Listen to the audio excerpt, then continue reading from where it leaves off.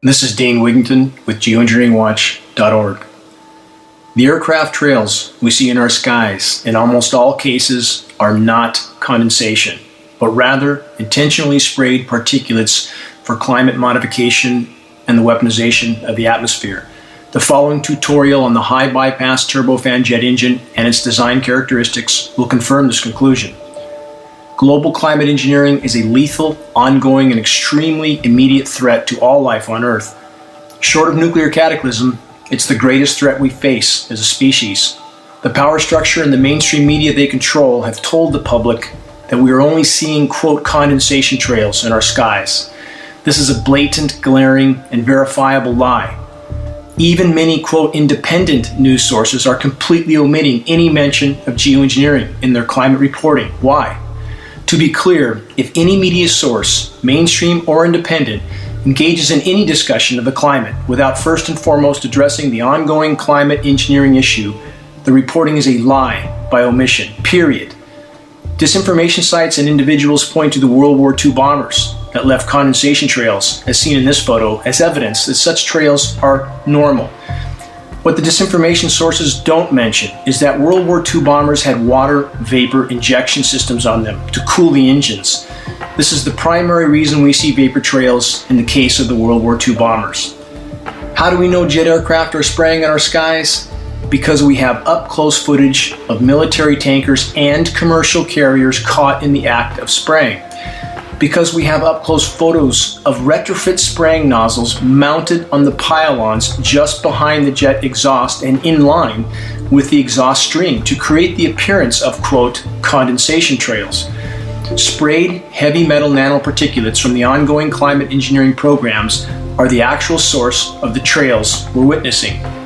Again, these nozzles are not just seen on military jet tankers, but also on commercial carriers. It's likely the commercial carrier personnel are not directly involved in the spraying programs, though commercial aircraft are being used with automated spraying systems.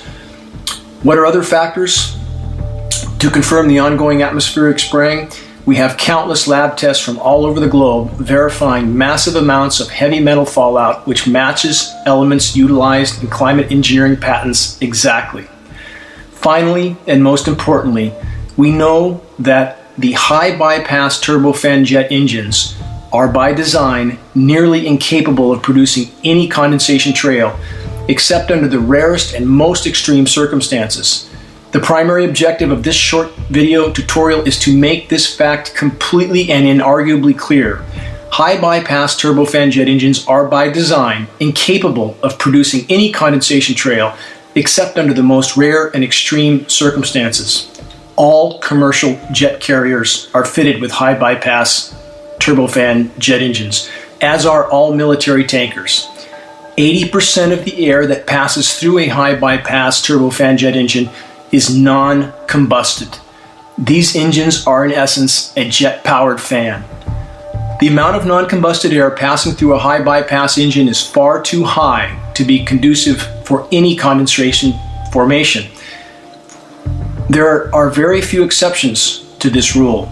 One more time, the high bypass turbofan jet engine is by design incapable of creating any condensation trails except under the rarest and most extreme circumstances, and even then, any trail would be nearly transparent and only momentary. The jet you see in this photograph is a British Airways flight. Take a good look at the trails behind the jet engines. Why do the two streams from one wing merge into a trail while the other two trails from the opposite wing are aligned in a more parallel fashion? Are the jet engines mounted incorrectly and not aligned? Of course not.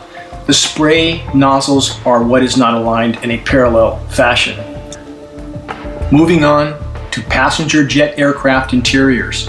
Those that think that only passengers are held in commercial jet aircraft with side windows are incorrect, as these images clearly show. In addition, the higher the altitude, the less humidity there is.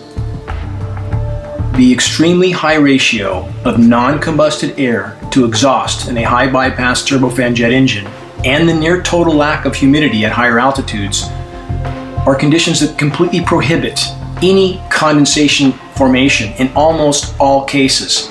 Even though higher altitude humidity levels are naturally very low, atmospheric relative humidity levels have been declining even further since the late 1940s, which, by the way, is when climate engineering was first deployed on a significant scale.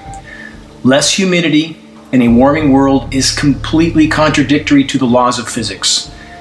The atmosphere holds 7% more moisture for every degree of warming as measured in degrees centigrade. The only way atmospheric relative humidity can be declining, given the fact that the world is warming, is geoengineering. The sprayed particulates block direct sunlight, which reduces overall evaporation and convection. The sprayed particulates are also desiccants, which absorb all available atmospheric moisture. Deluge will also increase, along with protracted drought, as the climate engineers continue to build up pressure in the climate system, and as the geoengineers also continue to utilize the weather as a weapon. The official narrative that we are seeing, quote, contrails, is the most massive lie ever propagated on populations of the world by the global power structure. If one understands the design of the high bypass turbofan jet engine, and if one considers the fact that the higher the altitude, the lower the relative humidities are, which are low and getting even lower for the reasons already mentioned, the bottom line is this. The trails we are seeing in our skies, whether long or short, are in almost all cases sprayed dispersions. Even if you don't see spraying going on, if there are cobweb-like undefined wispy clouds, silvery white skies, or featureless cloud canopies, all are telltale signs of atmospheric spraying going on.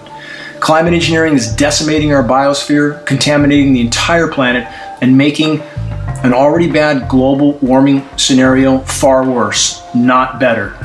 Make your voice heard in this fight while there's yet time. If we are to preserve any part of our planet's life support systems, climate engineering must be exposed and halted. This is Dane Wigington with Geoengineeringwatch.org.